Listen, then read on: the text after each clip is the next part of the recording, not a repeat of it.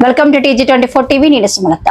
వికారాబాద్ జిల్లా ధరూరులో ఏర్పాటు చేసిన మొక్కజొన్న కొనుగోలు కేంద్రాన్ని బీఆర్ఎస్ పార్టీ వికారాబాద్ జిల్లా అధ్యక్షుడు డాక్టర్ మెట్కు ఆనంద్ పరిశీలించారు.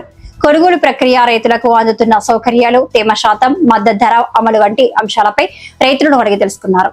రైతులకు ఎలాంటి ఇబ్బందులు లేకుండా వేగంగా కొనుగోలు పూర్తి చేయాలని అధికారులకు కోరారు.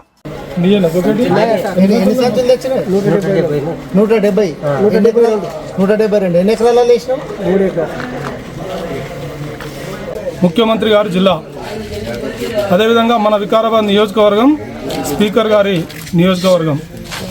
ఇక్కడ పరిస్థితి ఏ విధంగా ఉందో ఒకసారి రాష్ట్రంలో ఉన్నటువంటి రైతులందరూ కూడా ఆలోచన చేయాల్సిన అవసరం ఉంది. అంటే ముఖ్యమంత్రి గారి సొంత జిల్లాలోనే ఈ విధంగా పరిస్థితి ఉంటే రాష్ట్రంలో ఉన్న రైతుల పరిస్థితి ఏ విధంగా ఉందో ఒకసారి మనం ఆలోచన చేయాలి. మేము మార్చి 23వ తారీఖు దాదాపు 2 నెలల క్రితం రైతులకు ఇక్కడ కొనుగోలు కేంద్రం పెట్టాలి, మొక్కజొన్న కొనుగోలు కేంద్రం ఓపెన్ చేయాలి. అదేవిధంగా జొన్నలు కూడా దాదాపు ధారూర్ మండలంలో 2500 ఎకరాలు వేసారు. బయట మార్కెట్లో 3690 రూపాయలు ఉంది జొన్నలకు. ఇక్కడ కొనుగోలు పెడితే రైతులకు సరైన ధర వస్తుందని చెప్పి మేము రైతులందరూ కూడా మాకు విన్నవిస్తే మేము అందరం కూడా పార్టీ తరఫున వెళ్ళి కలెక్టర్ గారిని కలవడం జరిగింది. ఇప్పటి వరకు అంటే దాదాపు 2 నెలలు అయితే ఇప్పటి వరకు ఇంకా కొనుగోలు కేంద్రం పెట్టడానికి ప్రభుత్వానికి తీరిక లేదు, అధికారులకు సోయి లేదు. అంటే రైతులందరూ కూడా పండించిన పంటను మొత్తం పూర్తిగా బయట అమ్మి మొత్తం రైతుల దగ్గర ఉన్న పంట అయిపోయిన తర్వాత ఏదో నామమాత్రానికి కొనుగోలు కేంద్రం పెట్టాలనే ఆలోచన ప్రభుత్వానికి ఉందంటే మీరు ఒకసారి రైతుల పరిస్థితి ఏముందో, ఈ ప్రభుత్వం మీద రైతుల మీద ఎట్లా చిత్తశుద్ధి అనేది మనం తెలుసుకోవాల్సిన అవసరం ఉంది. ఇప్పటి వరకు ఆనంద్ సార్ గారు మాట్లాడుతూ డిఎం గారితో మాట్లాడితే డిఎం గారు ఏమంటారు, మా దృష్టికి లారీల విషయం రాలేదంటారు.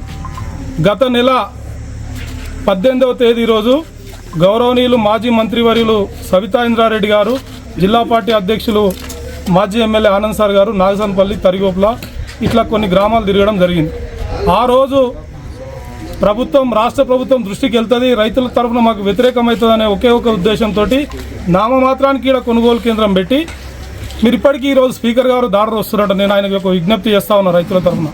అయ్యా, మీరు ఇందిరమ్మ ఇండ్లు పూజలకు రావడం కాదు, ఇక్కడ ఉన్న రైతుల పరిస్థితి తెలుసుకోండి. మీరు కొనుగోలు కేంద్రంను పోయిన నెల 18వ తారీఖు ఓపెన్ చేసిరు కదా, ఇప్పటి వరకు ఎన్ని లారీలు కొన్నారు, ఎన్ని లారీలు వెళ్ళినాయి, ఇక్కడ రైతుల పరిస్థితి ఏ విధంగా ఉంది, తెచ్చిన తర్వాత ఎన్ని రోజులకు జోక్తురు, ఎన్ని రోజులకు లారీలు నిండుతున్నాయి, మీరు ఒకసారి కొనుగోలు కేంద్రంను సందర్శించాలని చెప్పి కోరుతా ఉన్నాను. ఎందుకంటే గతంలో ఒక సామెత ఉంది, నేను కొట్టినట్టు చేస్తా, నువ్వు ఏడ్చినట్టు చేయని, ఆ విధంగా ఉంది ఈ ప్రభుత్వంది. మేము కొనుగోలు కేంద్రాలు పెట్టినట్టు చేస్తాము, ప్రభుత్వ దృష్టికి పెట్టినట్టు ఉంటుంది, రైతులై మాత్రం కొనము అనే పరిస్థితిగా ఈ కొనుగోలు కేంద్రాల పరిస్థితి ఉంది. ఎందుకంటే మేము పేరుకే పెట్టినాం 18వ తారీఖు రోజు, మీరు ఎన్ని లారీలు ఇక్కడ ఒక రైతులై పోయినాయో ఒకసారి మీరు ఆలోచన చేయాలి.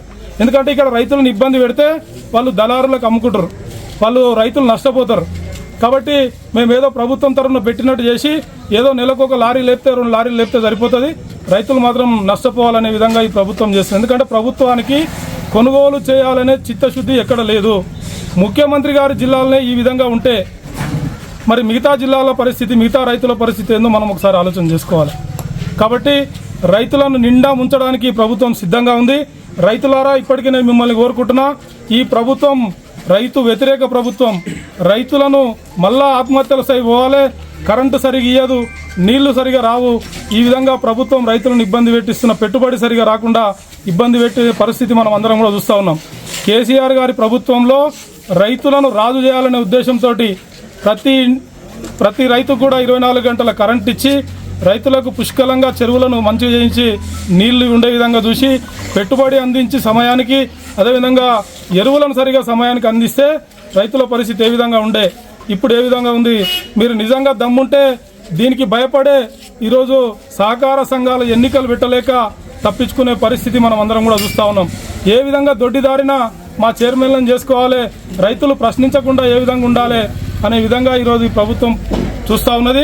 ఇప్పటికైనా ముఖ్యమంత్రి రేవంత్ రెడ్డి గారు, నేను కేసీఆర్ కంటే రైతులకు ఎక్కువ చేసినట్టు, నీకు దమ్ముంటే సహకార సంఘాల ఎన్నికలు పెట్టు, రైతుల తీర్పు కోరు, రైతులు ఏ విధంగా నీకు తీర్పు ఇస్తారో ఒకసారి తెలుస్తుందని చెప్పి ఈ సందర్భంగా తెలియజేస్తూ, ఇప్పటి వరకు మనం నిన్న మొన్న చూసినాం, బండి సంజయ్ గారు నిన్న వేదిక మీద ఏడుస్తూ ఉన్నాడు. అయ్యా, నీ కొడుకు తప్పు చేసిండు, నీ కొడుకు తప్పును కప్పిపించుకోవడానికి ఈరోజు ప్రధానమంత్రి దృష్టిలో పడడానికి నువ్వు ప్రజల యొక్క ఈరోజు కేసీఆర్ మీద మాట్లాడుతూ ఉన్నావు. నేను నీకు ఒకటే అడుగుతా ఉన్నా, నిజంగా నీ కొడుకు మీద ఫోక్సో కేసు అయితే చట్ట ప్రకారం నువ్వు ముందు మీ కొడుకును అరెస్ట్ చేసేటట్టు మీ కొడుకును పంపించు. నిజంగా నేను స్వచ్ఛందంగా ఈ విచారణను చేపట్టడానికి నేను పూర్తిగా ఒప్పుకుంటున్నానని చెప్పి నువ్వు తప్పు ఒప్పుకో. అంతేగాని ప్రజల సానుభూతి సంపాదించాలి, ఏదో ప్రజలను ప్రతిపక్షాల మీద ఈ కుట్రను అని చెప్పి దొబ్బాలనే ఉద్దేశంతో ఈ విధంగా మాట్లాడడం కరెక్ట్ కాదు. తప్పు ఎవరు చేసినా తప్పే. ఒక మైనర్ అమ్మాయిని ఆ విధంగా చేసి మళ్ళీ ఈరోజు నీ అధికారాన్ని అడ్డం పెట్టుకొని దాంట్లో నుంచి తప్పించుకోవడానికి ప్రతిపక్షాల మీద బురద చల్లడానికి కాదు నీ ప్రయత్నం. ఖచ్చితంగా నువ్వు ప్రభుత్వాన్ని కోరు, డీజీపీ గారిని కోరు, నా కొడుకైనా సరే నేను అరెస్ట్ చేయండి, నిజంగా విచారణ చేయండి అని చెప్పి నువ్వు ముందుకు రావాలని చెప్పి మేము కోరుకుంటూ, తెలంగాణ ప్రజలను ఈ రెండు పార్టీలు ఇటు కాంగ్రెస్ అటు బీజేపీ కపట ప్రేమ చూపిస్తూ రైతులను ఇబ్బంది పెడుతున్న పరిస్థితి కూడా మనం గమనిస్తూ ఉన్నాం. ఈ రాబోయే రోజులలో ఈ రెండు పార్టీలకు మన రైతులందరూ కూడా ప్రజలందరూ కూడా తిరగబడే రోజు వస్తుంది. ఈ 6 గ్యారెంటీలు అని చెప్పి మోసం చేసుకుంటూ ఈరోజు ఏదో మేము ఇందిరమ్మ ఇండ్లు ఇచ్చినామని చెప్పి ప్రారంభోత్సవాలు చేసుడు కాదు. మీరు ఇచ్చిన హామీలు, మహిళలకు ఇచ్చిన హామీలు కానీ, యువకులకు ఇచ్చిన హామీలు కానీ, రైతులకు ఇచ్చిన హామీలు కానీ, అదేవిధంగా ఇంకా నిరుద్యోగులకు ఇచ్చిన హామీలు కానీ, తర్వాత పెన్షన్లు కానీ మీరు పెంచాలని చెప్పి 6 గ్యారెంటీలు 420 హామీలు నెరవేర్చాలని నేను స్పీకర్ గారిని ఈ సందర్భంగా డిమాండ్ చేస్తా ఉన్నా. లేకపోతే రాబోయే రోజులలో పెద్ద ఎత్తున ఉద్యమం చేపట్టి ఎక్కడికక్కడ అధికార పార్టీల నాయకులను అడ్డుకొని తీరుతామని చెప్పి ఈ సందర్భంగా తెలియజేస్తాం. మేమనుకుంటున్నామని చెప్పో ఆమె చెప్తున్నారు ఆఫీసర్ గారు. ఇక్కడ ఉన్నటువంటి వాళ్ళేమో మేము చెప్తున్నామని చెప్పి వీళ్ళు అంటున్నారు. అంటే ఒకరికొకరికి సమన్వయం ఎంత లోపించింది అన్నదానికి ఇదొక ఉదాహరణ.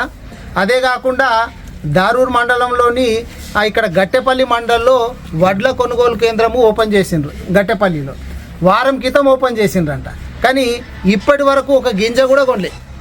ఎందుకు కొనలేరు అని అంటే సమాధానం ఏమొస్తుంది అంటే అమాలీలు లేరంట. అమాలీలు లేనందుకు వడ్లు కొనుగోలు ఇంకా షురూ కాలేదు అని చెప్తున్నారు.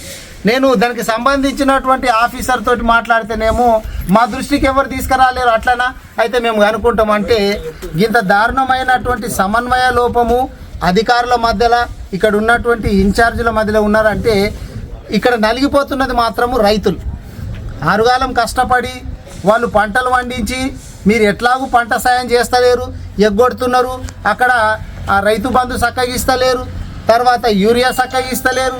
ఇగో ఇప్పుడు పంట కష్టపడి పంటను తీసుకొస్తే కూడా పంటను కూడా కొనుగోలు చేయనటువంటి దౌర్భాగ్యమైనటువంటి పరిస్థితి లోపల కాంగ్రెస్ గవర్నమెంట్ ఉన్నది.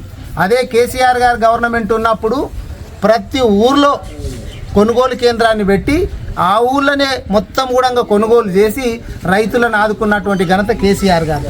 అప్పుడు కరోనా వస్తే కూడా కరోనా సమయంలో కూడా ఎక్కడ కూడా మా దగ్గర కొనుగోలు జరుగుతలేవు అనేటటువంటి కంప్లైంట్ రాలేదు కేసీఆర్ గారు గవర్నమెంట్ లోపల. ఇప్పుడు మరి ఏం జరుగుతున్నది? తెలంగాణ రాష్ట్రం మొత్తం ఎక్కడ తీసుకున్నా కానీ రైతులు ఎక్కడికక్కడ మొక్కలకు సంబంధించిన రైతులు రోడ్ల మీదకి వచ్చి ధర్నా చేస్తుండ్రు, వడ్లకు సంబంధించినటువంటి వాళ్ళు వచ్చి ధర్నా చేస్తుండ్రు. ఇక ఈ దారూర్ మండలంలో అయితే ఇప్పటి వరకు జొన్నల కొనుగోలు కేంద్రం ఓపెనే చేయలేం. మేము ఇప్పుడు కూడా మాట్లాడితే మేము తొందరలో ఓపెన్ చేస్తామంటారు. ఇంకెప్పుడు ఓపెన్ చేస్తారు? ఇప్పటికే సగం కాలం అయిపోయింది.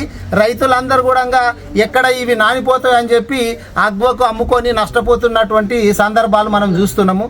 కాబట్టి నేను కాంగ్రెస్ గవర్నమెంట్ కోరేది ఏంటంటే మీరు రైతులకు అవసరమైనప్పుడు రైతు బంధు ఇస్తలేరు, అవసరమైనప్పుడు యూరియా ఇస్తలేరు. వాళ్ళు ఎట్లో అట్లా పైసలు ఖర్చు పెట్టుకొని పంటలు పండిస్తే గా పంటలనన్నా మీరు కరెక్ట్ సమయం లోపల కొనాలా. అంతా అయిపోయిన తర్వాత ఏదో నామమాత్రంగా కొనుగోలు కేంద్రాలు పెట్టి గతంలో కూడా మేము ఇప్పుడు సబితా ఇంద్రారెడ్డి గారు, మేము మాజీ మంత్రి సబితా ఇంద్రారెడ్డి గారు మేము వచ్చి అక్కడ తరిగోపుల నగసానపల్లి గ్రామాల లోపల తిరిగితే అప్పటికప్పుడే కొనుగోలు కేంద్రాలు ఓపెన్ చేస్తున్నారు. మేము వచ్చిన గంట సేపటికే పెట్టింది. కానీ ఇప్పటి వరకు పరిస్థితి చూస్తుంటే ఇన్ని రోజులు అయితే దాదాపు ఇంచుమించు 20 రోజులు అయిందో, నెల రోజులు అయిందో, ఇప్పటి వరకు కూడా ఏడ వేసినటువంటి గొంగడి మళ్ళీ అక్కడనే కూడా ఉన్నది. కాబట్టి గవర్నమెంట్ నేను కోరేది ఏంటంటే మీరు ప్రతిపక్షాల మీద దృష్టి పెట్టుడు కాదు, మీరు రైతులను ఏ విధంగా ఆదుకోవాలనో చూడాలని చెప్పి నేను కోరుతా ఉన్నా. ఇంకొకటి మొన్న మీరు అందరు కూడా చూస్తుంటారు, ఇక్కడ ఉన్నటువంటి పోలీసు వ్యవస్థను మొత్తం కూడా వాళ్ళు ఏం చేస్తున్నారు అంటే ప్రతిపక్షాల గొంతు నొక్కనికే వాడుకుంటున్నారు.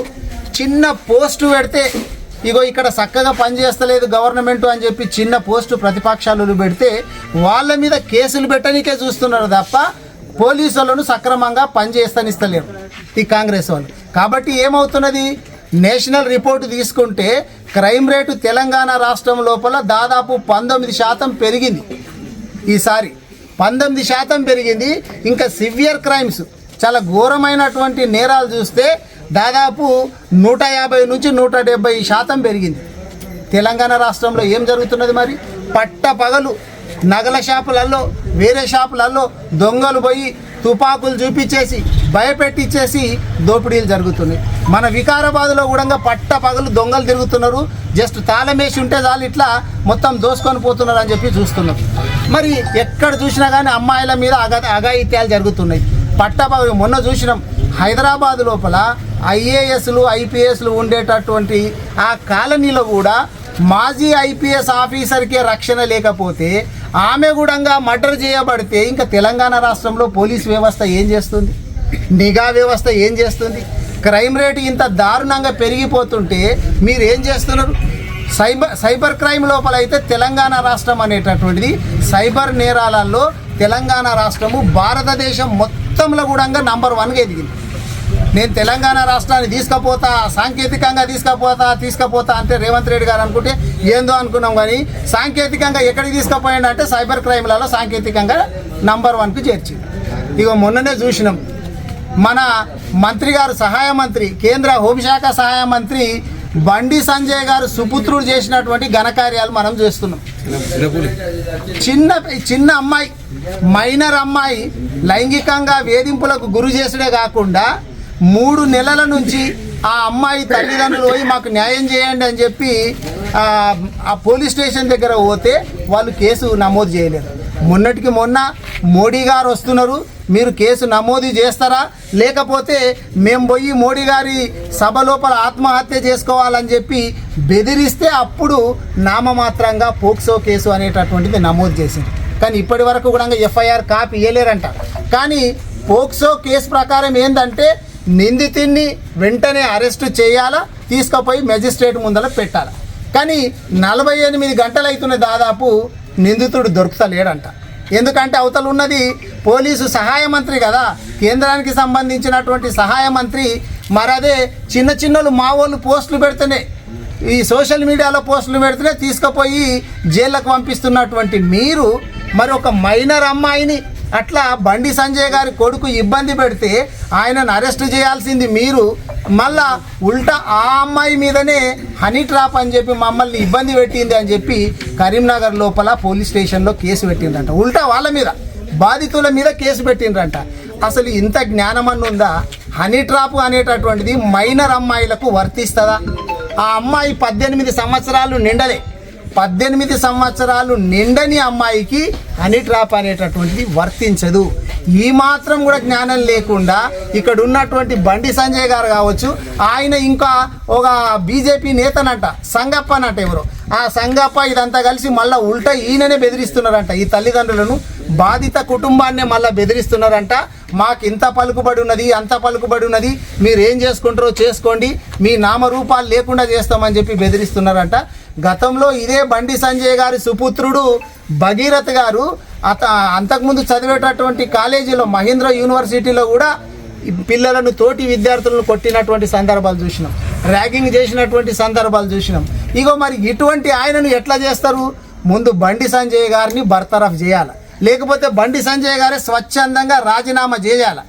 అదేవిధంగా ఇక్కడ ఉన్నటువంటి ఆ భగీరథను కూడా అరెస్ట్ చేయాలని చెప్పి మేము బీఆర్ఎస్ పార్టీ తరఫున డిమాండ్ చేస్తూ, ఇప్పటికైనా కానీ మీరు రైతులను ఆదుకోవాలంటే ఇన్ని రోజులైతే ఆదుకోలేరు. ఇప్పుడు పంట తీసుకొచ్చిండ్రు, పంట కొనడానికి ఈ దారూర్లో ఉన్నటువంటి పిఎస్సిఎస్ సెంటర్ దగ్గర లారీలు వస్తలేవంట. వీలైనంత తొందరగా లారీలను పంపించి ఈ పంటని వీలైనంత తొందరగా కొనాలా. గట్టపల్లిలో ఉన్నటువంటి వడ్ల కొనుగోలు కేంద్రాన్ని ఒట్టిగా స్టార్ట్ చేసి వదిలేసుడు కాదు, అక్కడ కూడా కొనుగోలు షురూ చేయాలని చెప్పి బీఆర్ఎస్ పార్టీ తరఫున డిమాండ్ చేస్తారు. హాయ్ అండి, నేను మీ Satyasri. Please do subscribe TG24 TV.